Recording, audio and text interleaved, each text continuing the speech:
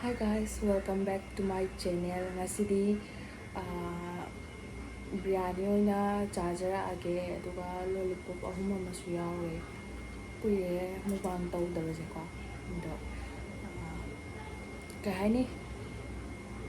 sum ngasise biryani su am chaningakpa adududa video ama oina nammage na aisi namakpane bako. Ado mayamna dum yengbiyo kama haini habisu haitre kuirabani video nambe yam thi kuire baido. Chaba hauchalage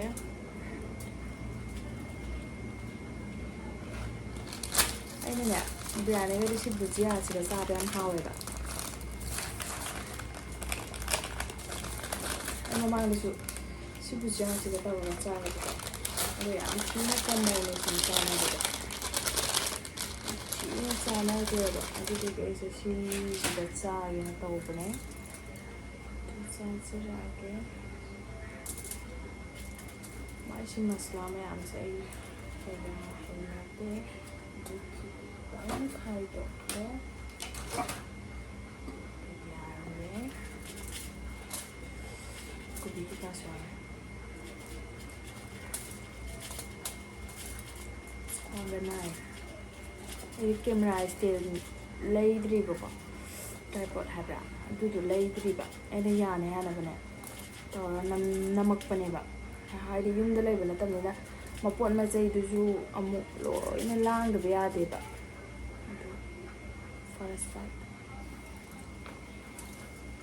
bite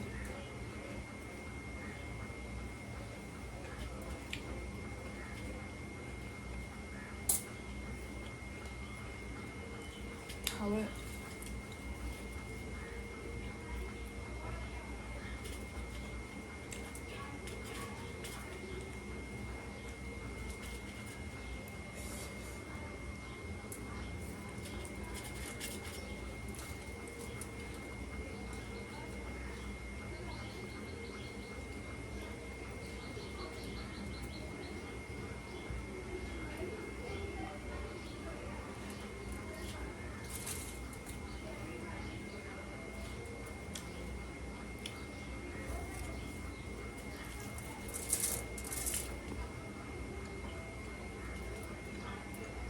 ai phải lòng cao rồi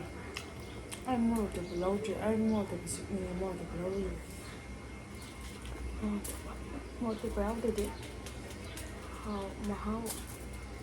hao được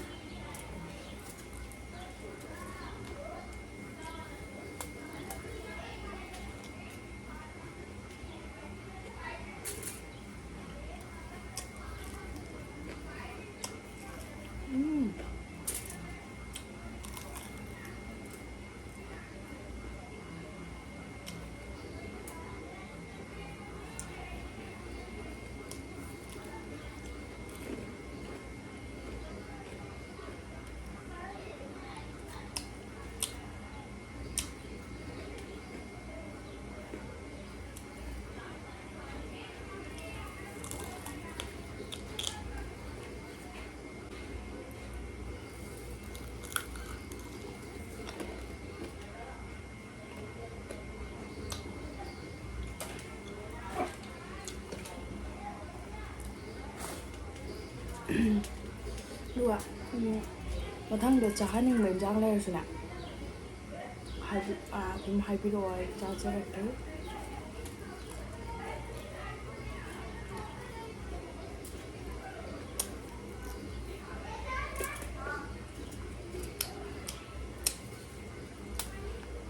ayo 좀 ꯍꯣꯏ ꯚꯤꯗꯤꯑꯣꯕꯨꯗꯤ ꯌꯥꯝꯗꯦ ꯑꯗꯨꯗꯨꯁꯨ ꯍꯧꯕꯗꯒꯤ mukbang ꯇꯧꯈꯤꯕꯅꯤꯅ block ꯅꯝꯕꯁꯦ ꯑꯩ ꯍꯩꯇꯦꯕ ꯀꯃꯥꯏꯅ ꯅꯝꯗꯣꯏꯅꯣ ꯑꯩ ꯍꯩꯇꯕꯗꯣ ꯑꯗꯨꯅ block ꯅꯝꯕꯁꯦ ꯑꯩꯉꯣꯟꯗ ꯄꯛꯇꯦꯕ ꯀꯌꯥ ꯑꯗꯨꯗꯒꯤ ꯕ꯭ꯂꯣꯛꯁꯦ ꯑꯩꯅ ꯍꯩꯇꯕꯩꯔ ꯈꯪꯗꯦ ꯚ꯭ꯌꯨꯁꯨ ꯆꯠꯆꯗꯦꯕ ꯑꯩꯒꯤ ꯑꯣꯏꯅ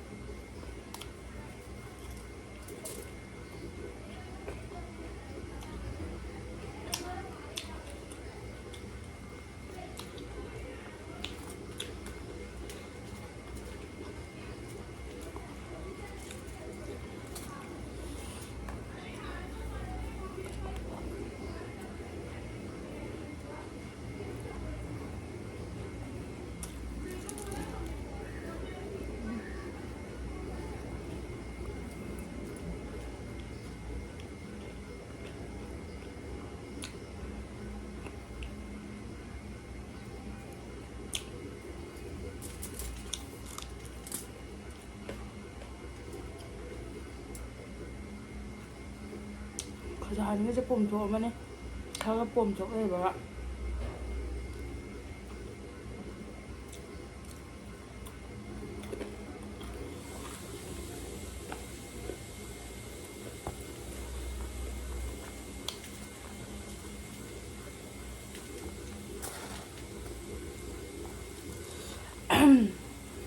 ꯃꯌꯥꯝꯁꯨ ꯑꯝꯇ ꯇ꯭ꯔꯥꯏ ꯇꯧꯔꯒ ꯌꯦꯡꯉꯣꯕꯀꯣ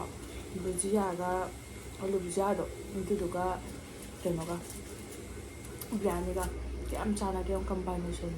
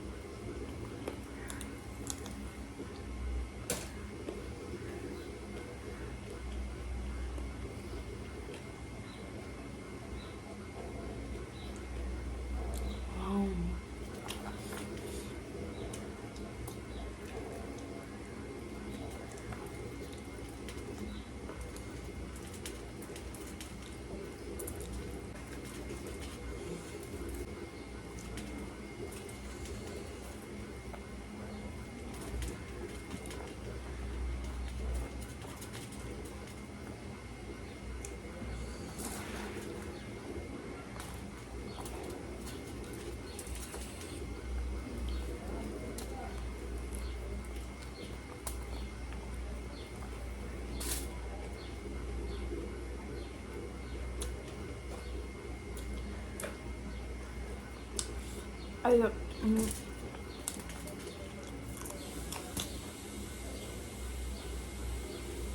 ꯉꯁꯤ ꯑꯌꯨꯛꯀꯤ ꯆꯥꯛꯁꯨ ꯆꯥꯗ꯭ꯔꯤꯕꯀꯣ ꯍꯧꯖꯤꯛꯁꯦ ꯄꯨꯡ ꯑꯩꯅ ꯁꯤꯗ ꯊꯣꯛꯄꯗ ꯄꯨꯡ 5 ꯇꯥꯔꯕꯅꯦ ꯄꯨꯡ 6 ꯇꯥꯗꯧꯔꯝꯃꯅꯤ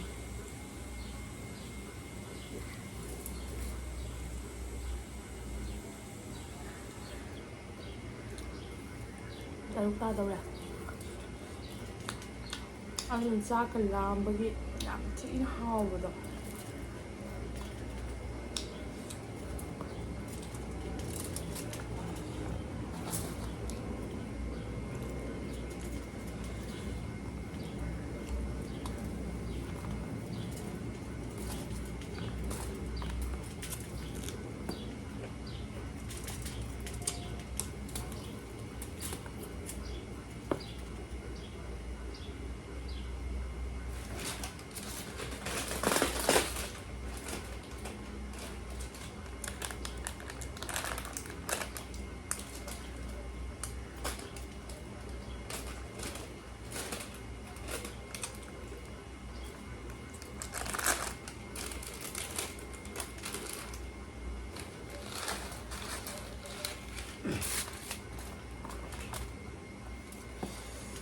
ꯑꯩꯅ ꯏꯁꯤꯡ ꯊꯛꯇꯕꯤ ꯆꯥꯔꯤꯁꯦ ꯑꯩ ꯆꯥꯛ ꯆꯥꯕꯗ ꯏꯁꯤꯡ ꯌꯥꯝ ꯊꯛꯀꯜꯂꯦꯕ ꯑꯗꯨꯒ ꯏꯁꯤꯡ ꯊꯛꯑꯒꯄꯅꯤꯅ ꯑꯗꯨꯝ ꯄꯨꯛ ꯊꯟꯒꯠꯄꯅ ꯍꯥꯟꯕꯗꯣ ꯍꯣꯏ ꯅꯣꯏꯕꯅꯤꯅ ꯃꯤꯅꯒ ꯆꯥꯛ ꯃꯌꯥꯝ ꯆꯥꯕꯒ ꯃꯥꯜꯂꯝꯅꯤꯀꯣ ꯍꯣꯏ ꯆꯥꯕꯁꯨ ꯌꯥꯎꯋꯦ ꯑꯗꯨ ꯑꯣꯏꯔꯁꯨ ꯁꯤꯡꯖꯨꯒ ꯆꯥꯔꯗꯤ ꯆꯥꯛ ꯃꯌꯥꯝ ꯆꯥꯕ ꯉꯝꯃꯦ ꯑꯗꯨ ꯅꯠꯇ꯭ꯔꯗꯤ ꯆꯥꯕ ꯉꯝꯗꯦꯕ ꯀꯩꯁꯨ ꯏꯁꯤꯡ ꯊꯛꯆꯟꯕꯅꯤꯅ ꯄꯨꯛ ꯊꯟꯒꯠꯈꯤꯕꯅ ꯍꯥꯟꯕꯗꯣ ꯑꯗꯣ ꯏꯁꯤꯡ ꯊꯛꯈ꯭ꯔꯗꯤ ꯄꯨꯛ ꯊꯟꯒꯠꯈ꯭ꯔꯅꯤꯕ ꯑꯗꯨꯅ ꯑꯩ ꯏꯁꯤꯡ ꯊꯛꯑꯣꯏꯕ ꯂꯣꯏꯔ ꯊꯛꯀꯅꯤ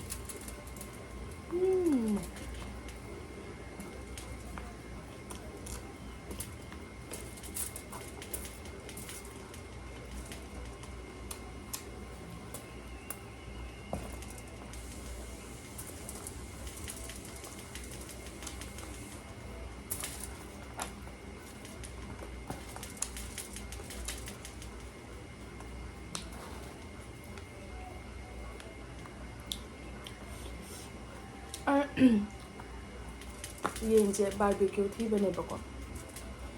ꯕꯥꯔꯕꯤꯀ꯭ꯌꯨꯗꯣ ꯐꯪꯗꯕ ꯅꯨꯡꯗꯥꯡ ꯋꯥꯏꯔꯝꯗꯒꯤ ꯇꯧꯅꯤꯅ ꯍꯥꯏꯕꯗꯣ ꯍꯧꯖꯤꯛ ꯇꯧꯍꯧꯗꯕ ꯑꯗꯨꯗꯒꯤ ꯂꯣꯂꯤꯄꯣꯞꯁꯨ ꯂꯩꯔꯛꯄꯅꯦꯕꯀꯣ ꯑꯗꯨ ꯍꯥꯎꯕꯗꯤ ꯌꯧꯗꯦ ꯁꯤꯒꯤ ꯃꯔꯨꯁꯤꯁꯨ ꯑꯩꯈꯣꯏ ꯃꯅꯤꯄꯨꯔꯗ ꯐꯪꯕ ꯂꯣꯂꯤꯄꯣꯞ ꯑꯩꯈꯣꯏ ꯃꯅꯤꯄꯨꯔꯗ ꯐꯪꯕ ꯀꯩꯅꯣꯅ ꯍꯦꯜꯂꯦ ꯍꯥꯎꯕ ꯕꯥꯔꯕꯤꯀ꯭ꯌꯨꯅ ꯍꯦꯜꯂꯦ ꯍꯥꯎꯕ ꯁꯤꯗ ꯐꯪꯕꯁꯦ ꯍꯥꯎꯕ ꯌꯧꯗꯦꯕ ꯃꯣꯏꯒꯤ ꯃꯁꯂꯥ ꯃꯌꯥꯝ ꯊꯥꯛꯆꯟꯕꯗ ꯑꯗꯨ ꯕꯤꯔꯌꯥꯅꯤꯁꯤꯁꯨꯅꯦ ꯀꯩꯅꯣꯒꯤ ꯁꯥꯒꯔꯒꯤ ꯕꯤꯔꯌꯥꯅꯤꯅ ꯍꯦꯜꯂꯦꯕ ꯍꯥꯎꯕ ꯃꯁꯂꯥ ꯃꯌꯥꯝ ꯊꯥꯛꯆꯜꯂꯒꯅꯦ ꯁꯤ ꯍꯥꯎꯕ ꯍꯥꯎꯗꯤ ꯍꯥꯎꯋꯦ ꯑꯗꯨꯑꯣꯏꯁꯨ ꯃꯁꯂꯥ ꯃꯌꯥꯝ ꯊꯥꯛꯄꯗ ꯍꯩꯅꯗꯦꯗꯅ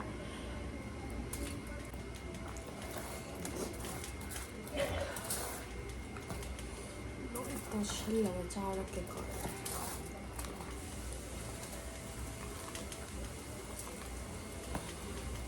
ꯍꯥꯎꯋꯦ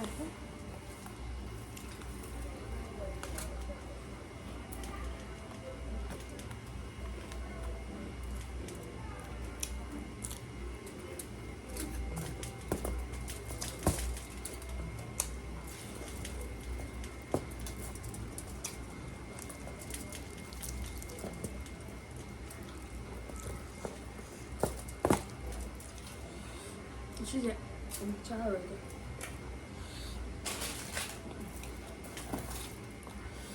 ꯅꯨꯡꯉꯥꯏꯔꯝꯃꯔꯣꯏ ꯉꯁꯤ ꯚꯤꯗꯤꯑꯣꯁꯦ ꯑꯗꯣ ꯃꯌꯥꯝ ꯆꯥꯍꯟꯅꯤꯡꯕ ꯏꯟꯖꯥꯡ ꯂꯩꯔꯁꯨ ꯀꯃꯦꯟꯗ ꯍꯥꯞꯄꯤꯔꯝꯃꯣ ꯃꯊꯪꯒꯤꯗ ꯑꯩ ꯐꯖꯅ ꯆꯥꯔꯛꯀꯦ ꯉꯁꯤꯁꯦ ꯑꯗꯨꯅ ꯍꯥꯊꯨ ꯍꯥꯊꯨ ꯇꯧꯕꯒꯤꯅꯦ ꯁꯤꯁꯨ ꯇꯦꯕꯜ ꯅꯠꯇꯦꯕ ꯑꯩꯅ ꯁꯦꯝꯕꯅꯦꯕ ꯇꯦꯕꯜꯁꯨ ꯂꯩꯇꯦꯕ ꯑꯗꯣ ꯃꯊꯪꯒꯤꯗ ꯑꯩ ꯐꯖꯅ ꯇꯧꯔꯛꯑꯒꯦ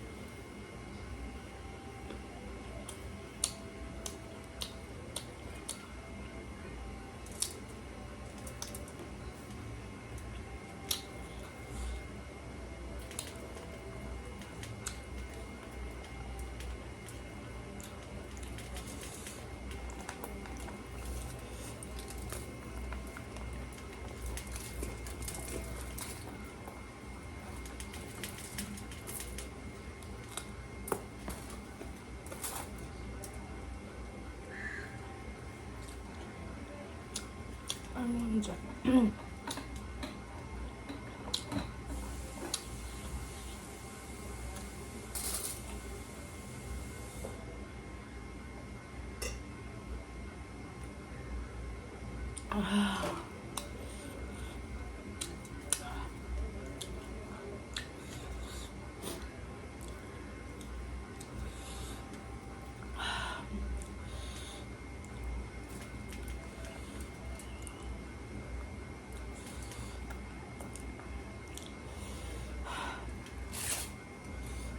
하우만이나 와도 어려워요. 실로라가 전밤에 형 닥쳤는데 어제 뚱망한 말을